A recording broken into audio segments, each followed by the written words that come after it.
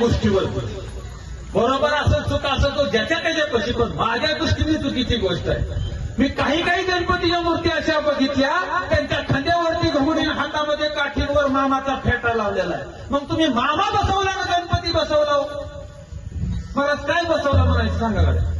तुम्ही माझ्यापाशी नाही गणपती बसवला का मामा बसवला?